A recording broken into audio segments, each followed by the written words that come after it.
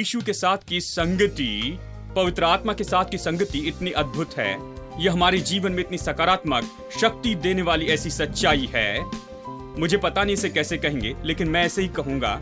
यहाँ यीशु और पवित्र आत्मा के साथ की जो संगति इतनी सकारात्मक होती है, हमारे जीवन में शक्ति देने वाली होती है कि यदि आप उसके साथ काफी समय तक संगति करें तो जल्दी आप ये सोचने लगेंगे कि मुझे उसके जैसे होना है, इन लोगों के जैसे होने के बजाय।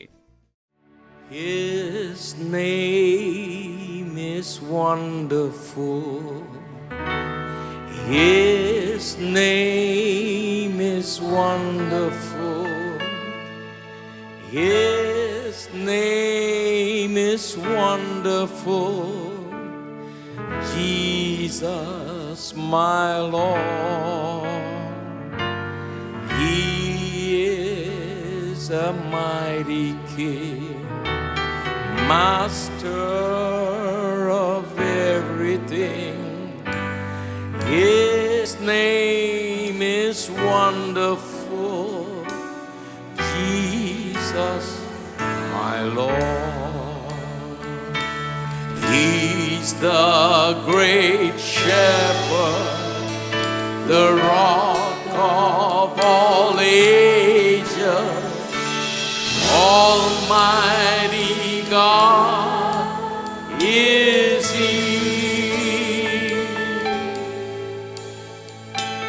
Bow down before Him, love and adore Him.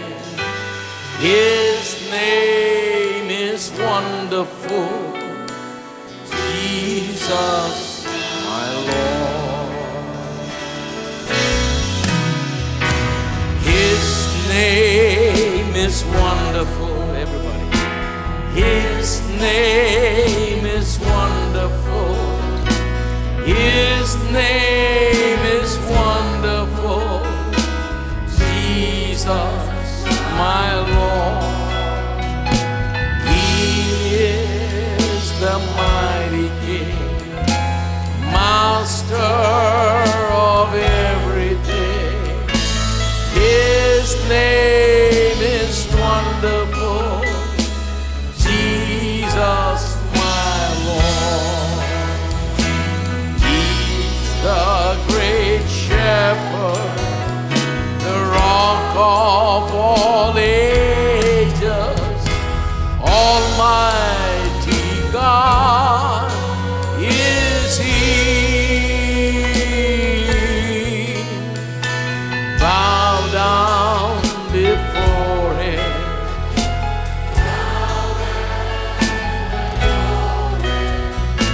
His name is wonderful, Jesus, my Lord. He's the great shepherd, the rock of all ages, Almighty God is He.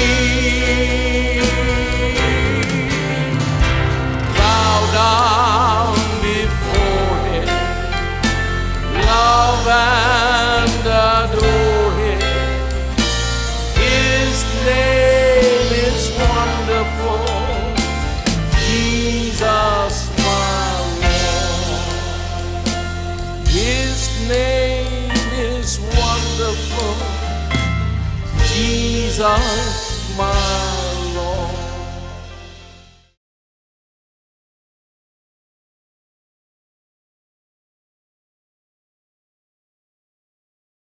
Romeo 5:17 message translation में इस तरह से बताया गया है, यदि मृत्यु ने अधिकार किया एक मनुष्य के गलत काम से, तो कल्पना कर सकते हैं तो कितना चौंका देने वाला प्रयोजन जीवन लाएगा।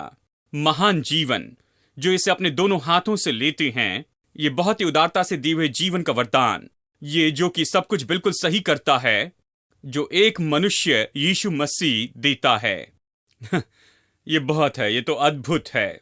मैंने इसे पढ़ते हुए आनंद उठाया। चलिए फिर से पढ़ते हैं, गौर से सुनिए। यदि एक मनुष्य के अपराध के कारण मृत्यु हावी हुई, आदम के पाप से मृत्यु हावी हुई, तो कल्पना कर सकते हैं कि कितना चौंकाने वाला प्रयोजन जीवन लाएगा। महान जीवन वो लोग जो अपने दोनों हाथों से इसे लेते हैं, ये बहुत ही उदारता से दिया हुआ जीवन का वरदान, ये महान जो सब कुछ सही कर देता है, जो एक मनुष्य यीशु मसीह हमें देता है। यदि मृत्यु एक मनुष्य के अपराध के कारण हावी हो गई है, तो कल्पना कीजिए कि ये कैसे चौंकाने वाला प्रयोजन है जो यीशु मसीह के द्वारा जीवन पाने से हमें मिलता है। यही तो इसका सार है। और ये कहता है कि हम दोनों हाथों से इसे लेते हैं, दोनों हाथों से हम इस उदारता से दिए हुए जीवन के वरदान को लेते हैं। ये सब कुछ सही कर देना, जानते हैं ये कितना सही करना है? इसे सुंदर तरीके से बताया है, जो एक मनुष्य यीशु मसीह देता है। देखिए, यीशु ने जो किया ये तो सच में बहुत ही अद्भुत है। चलिए एक और अनुवाद से पढ़ते हैं। यदि एक मनुष्य के अपराध के कारण मृत्यु ने राज्य किया है, तो ये कितना ज्यादा होगा जो लोग अनुग्रह के वरदान को और धार्मिकता के बहुतायत के वरदान को पाते और जीवन में राज्य करते हैं। कहिए, जीवन में राज्य करते हैं। वर्तमान के जीवन के बारे में कहते हैं एक मनुष्य यीशु मसीह के द्वारा। चलिए एक और अनुवाद। यदि एक मनुष्य के अपराध के कारण मृत्यु ने उस एक के कारण अपने अधिकार का उपयोग किया, मृत्यु ने इसका उपयोग किया उस एक के द्वारा, तो इससे बहुत ज्यादा जो लोग अनुग्रह का वरदान पाए और धार्मिकता का वरदान बहुतायत से पाए हैं, वो अपने जीवन में अधिकार का राज्य करेंगे एक मनुष्य यीशु के द्वारा। ये तो राज्य करने के बारे में कहता है। परमेश्वर का यही तो असली मकसद था मनुष्य जाति के लिए, कि सब पर ये राज्य करे। एक और अनुवाद, बहुत ही विख्यात अनुवाद है, और इनका नाम है वीस्ट, केनेथ वीस्ट। इन्होंने नए नियम का अनुवाद किया।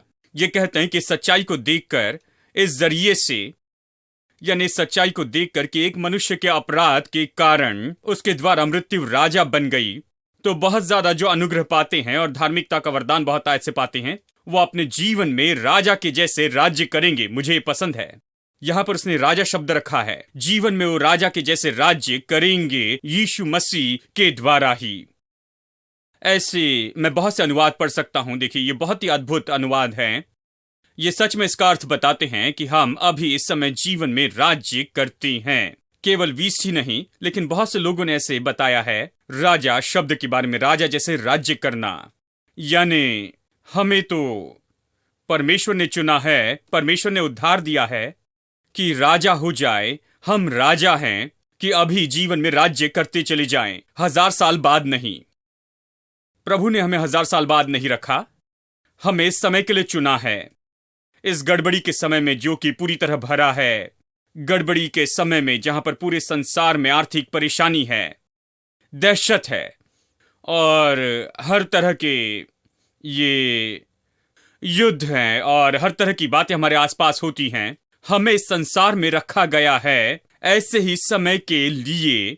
कल्पना कीजिए, हम ऐसे समय के लिए यहां पर बैठे नहीं रहेंगे कि बस बैठकर शिकायत करें कि सब कुछ कितना बुरा है और कैसे सब कुछ अच्छा नहीं है, सब कुछ बुरा होती जा रहा है, काम नहीं कर रहा है, संसार बहुत ही बुरा है। नहीं, परमेश्वर ने आपको रखा है इस संसार में और वो कहता है तुम राजा हो, इसे सही करो।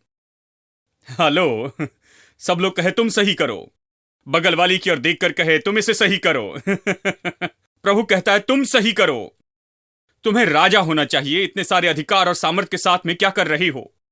तो आप क्या करेंगे? आपके पास जो है उसके साथ कुछ करे, आप इसे सही कर दे। बैठकर ये न कहें कि देखो ये सब कुछ कितना बुरा हो रहा है, आप इसे सही करे, इसे ठीक कर दे। प्रभु कहता है तुम्हारे पास में अधिकार और सामर्थ्य है, मैंने तुम्हें रखा है ऐसे समय के लिए कि ठीक करे।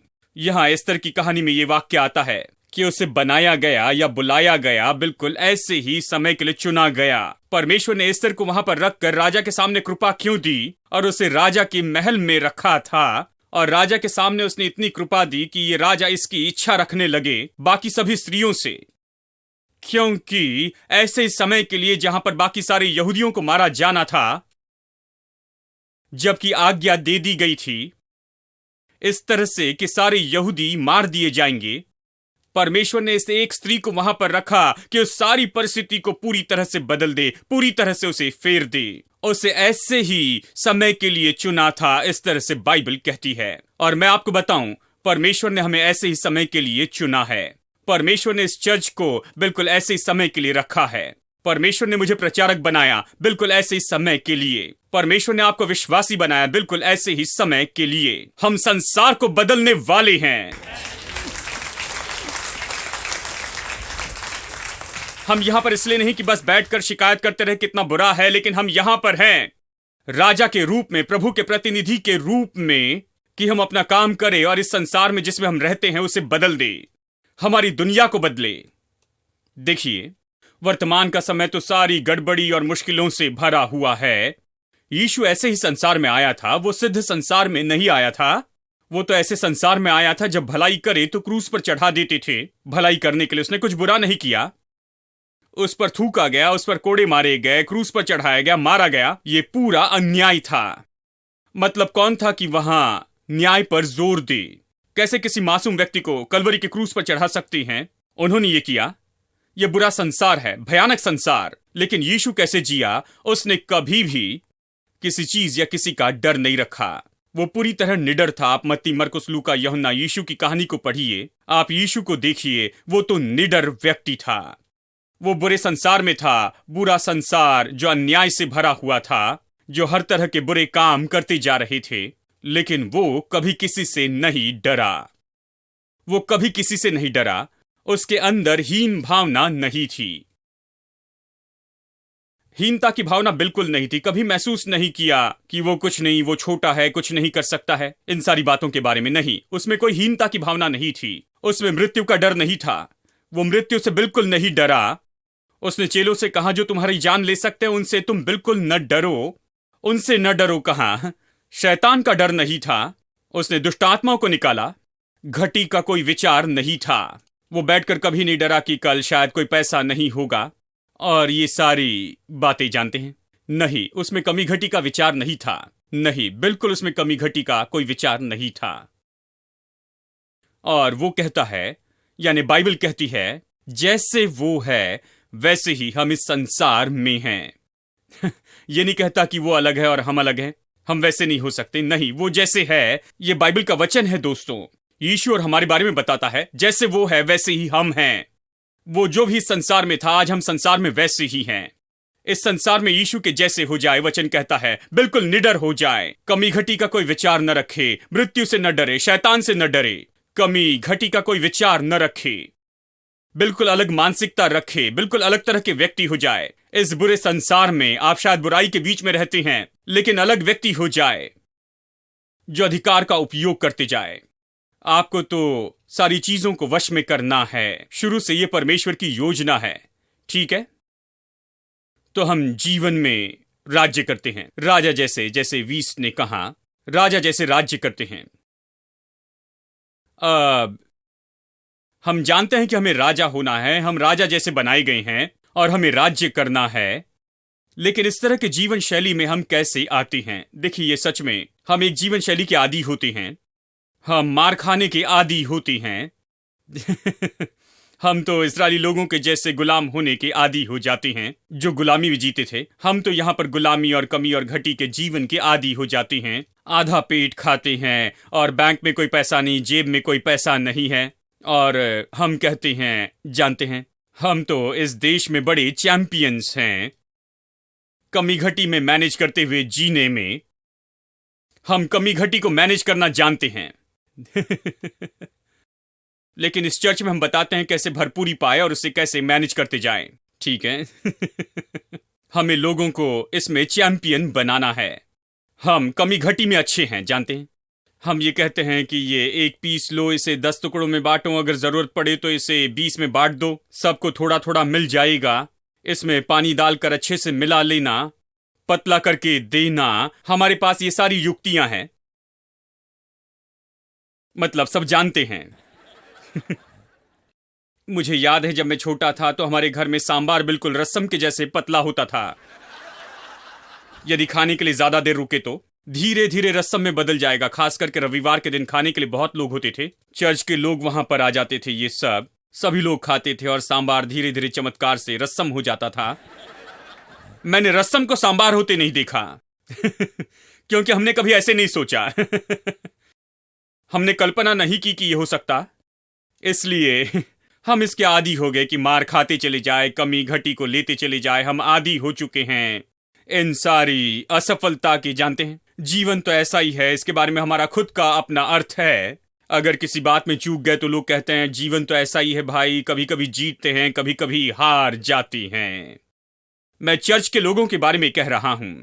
वो बस ऐसे ही है, वो बस ऐसे शब्दों से आपको सांत्वना देती हैं। ये अद्भुत शब्द कि ये जीवन बिल्कुल ऐसा ही है। बाइबल कहती है आप जीतने के लिए बने हैं, राज्य करने के लिए बने हैं, राज्य करने के लिए बने हैं, आप अधिकार करने बने हैं। आप इसलिए बने हैं कि सारी चीजों को आप अपने वश में लेकर आ जाए और सब पर राज्य करे। बाइबल इसी के बारे में बताती है। यानी आप कैसे इस जीवन में से बाहर आकर ऐसे नए तरह के जीवन में आप जा सकती हैं जहां आप राजा होने के बारे में समझ सके और अधिकार का उपयोग कर सके और जीते जाएं अपने राजा होने का असलियत में, अपने जीवन में इसका उपयोग करते हुए। चलिए मैं आपको उदाहरण दूं। मत्ती का सुसमाचार अध्याय 14 से। मैं इसे पढ़ना नहीं चाहता हूं, सब लोग इसे जानते हैं, हम इसे नहीं पढ़ेंगे। ये वचन का बड़ा भाग है, वचन 22 से 32 तक मत्ती 14 में। ये अद्भुत कहानी है। पतरस पानी पर चलता है, सब इसे जानते हैं, ठीक है। अगर कोई नहीं जानता है तो चलिए मैं भी आपको बताता हूं। चेले यहां नाव में थे, यीशु के चेले नाव में थे, कहीं जा रहे थे और फिर अचानक ही आंधी चलने लगी और तूफान आने लगा और वो भयभीत हो गए और उन्होंने सोचा वो मर जाएंगे। और फिर अचानक उन्होंने देखा कि यीशु पानी पर चलते हुए आ रहा है, ठीक है। जब पतरस ने देखा कि यीशु चलते हुए आता है, उसने यीशु से कहा, प्रभु यदि तू है तो मुझसे आने के लिए कह, तू कह मैं आऊंगा, ठीक है। और मैंने इसके बारे में बहुत अलग अलग दृष्टिकोण से बताया। जब मैंने विश्वास के बारे में कहा कि हमें दूसरी बातों को नहीं देखना है, जब आंधी और लहरों को देखते हैं तो डूबने लगते हैं। हमने बहुत सी बातों के बारे में इसको देखा है। अद्भुत कहानी है, बहुत से आत्मिक सच्चाई हमें बताते हैं। और ये कहानी बताती है कि कैसे आप जिसमें है उसमें से बाहर आए और राजा होने में आ जाए और राजा को आप समझते चले जाएं। देखिए इस कहानी में जब पतरस यहां पर पानी के ऊपर में चलता है, पानी पर चलना सबसे मुश्किल बात नहीं है। कुछ लोग अजीब तरीके से देख रहे हैं, कह रहे हैं कैसे कह सकते पानी पे चलना मुश्किल नहीं है, यह बहुत मुश्किल बात है। खैर चलिए इस तरह से बताऊं, क्या आपने देखा कोई पानी पर चलने के लिए बड़ी कोशिश कर रहा है और उसके बाद में सफल हो गया? मैंने किसी को नहीं देखा। पानी पर चलने की जितनी कोशिश करना है कर लीजिए। आज स्विमिंग पूल में जाइए और जितना हो सके उतना पानी पर चलने की कोशिश कीजिए। खुद का संतुलन बनाकर रखे और पानी के ऊपर रहे और चलने की कोशिश करें। आप पानी पर नहीं चल सकते हैं। आप पानी पर केवल तब चल सकते हैं जब परमेश्वर चमत्कार करता है, आप पर अनुग्रह करता है कि आप पानी पर चल सके। और इसलिए मैं कहता हूं पानी पर चलना बहुत ही आसान है, क्योंकि मैं ये नहीं कर सकता हूं। मैं बड़ी मेहनत करके इसे नहीं कर सकता हूं, यह असंभव है। तो यदि वो मुझे योग्य बनाए तो मुझे कोशिश नहीं करनी, मैं बस चल सकूंगा। यानी पानी पर चलना तो आसान है, लेकिन सबसे मुश्किल भाग यहां पर था नाव से बाहर आना।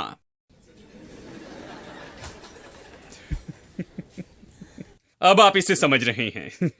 ये तो नाव से बाहर आना था, खास करके इस नाव से जहां पर आपके माता पिता, सास ससुर, भाई बहन सब बैठे हैं और आपके रिश्तेदार सब यहां पर नाव में बैठे हैं। सब नाव में हैं। आपको नहीं लगता था कि आप नाव में हैं? आप नाव में हैं। क्या आपने कभी अलग होने की कोशिश की है? क्या आपने कभी कोशिश की है कि एडवेंचरस होकर विश्वास में आगे कदम बढ़ाए और विश्वास का कदम बढ़ाकर खुद के बारे में कुछ खोज निकाले और उसमें आगे बढ़ते जाए, क्योंकि परमेश्वर इसके बारे में आपको उकसा रहा है? कभी ऐसी कोशिश की है? मैं आपको बताऊं, आपकी सास आपको पीछे खींचेंगी, कहेंगे बैठ जाओ, ये करने की कोशिश मत करना, तुम्हारी शादी मेरी बेटी से हुई है। अगर तुम डूब जाओ तो उसका क्या होगा? अगर तुम मर जाओ तो वो क्या करेगी? बैठ जाओ। आपके माता पिता सब आपको बिल्कुल पकड़ लेंगे। वहां पर तो डजन भर लोग वहां पर आपको खींचने की कोशिश करेंगे, पानी में जाने से रोकेंगे। यदि आप वहां पर पानी पर चलने की कोशिश करते हैं तो कोई आपको जाने नहीं देगा। यही तो हमेशा होता है। 12 लोग नाव में थे, 12 चेले वहां पर थे, 11 बैठे थे। क्या कभी किसी ने कहा पतरस ये तो अच्छा है, ओ ये अद्भुत विचार है, तुम्हें ये कहां से मिला है? चलना है, चलो देखते हैं कैसे चलते हैं। नहीं, मैं जानता हूं जो कहा वहां पर लिखा नहीं गया है, क्योंकि वो लिखने के योग्य नहीं था। मैं निश्चित जानता हूं कि क्या कहा। उन्होंने कहा होगा, पतरस क्या तुम मरना चाहते हो? इतने बेवकूफ हो? मतलब वो पानी पर चल रहा है, ये तो सच में बहुत ही पागलपन है। हम तो ये भी नहीं जानते कि ये वो है या फिर कोई भूत है, और तुम ये कोशिश करना चाहते हो? हे मूर्ख, बैठ जाओ। वो हमेशा ऐसे ही थे, बैठ जाओ, यही उन्होंने कहा होगा। सभी 11 में एक मन था। लेकिन इस एक मनुष्य में अलग तरह का मन था। हां, वो बाहर जाना चाहता था, लेकिन उसका परिवार वहां नाव में था। चेले वहां पर थे, उसके दोस्त वहां पर थे। देखिए, तो हम सब नाव में हैं, हम परिवार में हैं, और कई बार हम तो इतने आदी हो चुके हैं इस तरह के बहुत ही निचले जीवन जीने के। ये जीवन जिसमें हम मुश्किलों का सामना करते हैं, प्रतिदिन जीवन जीते जाते हैं, जैसे इसे कहते हैं जैसे तैसे जी रहे हैं। मतलब और भी अच्छी तरह से तो नहीं कह सकते, इसके लिए माफ करना, लेकिन आप मेरी बात समझ रहे हैं। जहां पर आप हर एक छोटी चीजों के लिए बस कश्मकश का सामना करते हैं। हम इसके इतने आदी हो चुके हैं, हम सोचते हैं ये तो बहुत अच्छा है। ओ प्रभु की स्तुति हो भाई। मुझे याद है जब कभी हमें खाने की कमी होती थी और जब हम भोजन करते रहते थे तो वो कहते थे, स्तुति करके खाओ, मतलब प्रभु को धन्य कहकर खाओ, मतलब इससे ज्यादा और कुछ नहीं मिलेगा। अभी इससे ज्यादा मत मांगना। जब भी सुनता प्रभु को धन्य कहकर खाओ तो मैं कहता, मेरे प्रभु। मैं उसका अर्थ जानता था। हम उसके आदी हो चुके थे और हम उसके बारे में कुछ बुरा महसूस नहीं करते थे। सोचते ठीक है, जीवन ऐसा ही है, जीवन तो बस इसी के जैसे है कि बस प्रतिदिन हम कमी घटी में जीते जाते हैं। असफलता होती है, ये और वो होता है, जीवन बस इसी तरह से चलते जाता है। और सभी ऐसे ही है, हम ऐसे हैं, पड़ोसी ऐसी हैं, प्रचारक भी वैसे ही है, और देखो सभी लोग यहां पर ऐसे ही हैं। हमने यही सोचा था, तो हम इसके आदी हो चुके थे। ये वो नाव है। ये नाव दर्शाती कि हम पहले कैसे थे, हमारा पहले का जीवन। हम वहां पर बस बैठ के ऐसे ही चीखते रहते थे, कहते ओ मैं डर रहा हूं, मैं मर जाऊंगा, मैं डूब जाऊंगा, और इसके कारण बाहर नहीं आते थे। शायद नाव डूब जाए, लेकिन जो पानी पर चलता है वो कभी नहीं डूबेगा।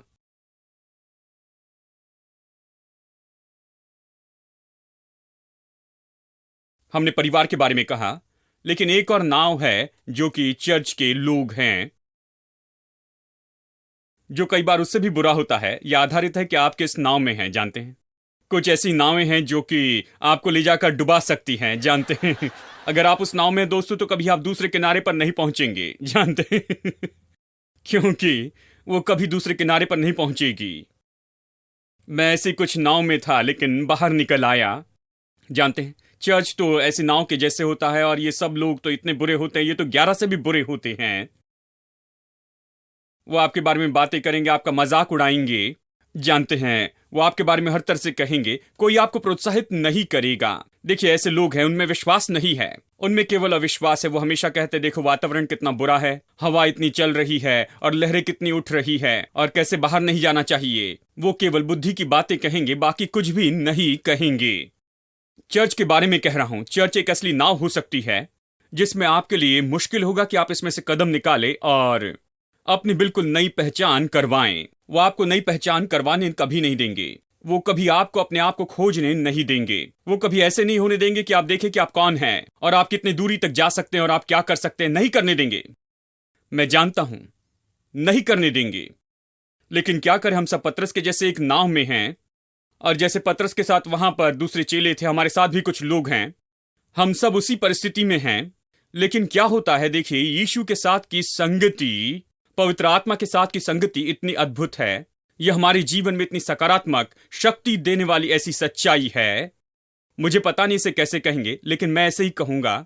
यहां यीशु और पवित्र आत्मा के साथ की जो संगति इतनी सकारात्मक होती है, हमारे जीवन में शक्ति देने वाली होती है कि यदि आप उसके साथ काफी समय तक संगति करें तो जल्दी आप ये सोचने लगेंगे कि मुझे उसके जैसे होना है, इन लोगों के जैसे होने के बजाय। For the Lord thy God is with thee.